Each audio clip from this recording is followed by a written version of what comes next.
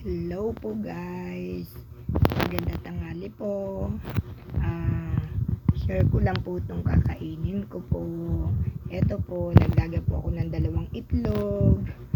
Yan, 2 itlog. Tapos yan pong kamatis alam niyo po ba, isang piraso lang po yung kamatis na yan, 12 pesos po. Yan. Tapos yung itlog naman po, 8 pesos. Yan, 2 itlog po yung nilaga ko. Tapos with matching corn beef. Yan po, corn beef. Crunchy corn beef po yan. Yan. Talagang may pagkatostado pa rin po. Ayan o. Diba?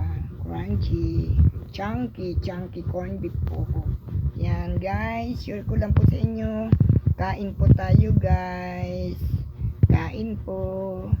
Thank you for watching guys. Bye po.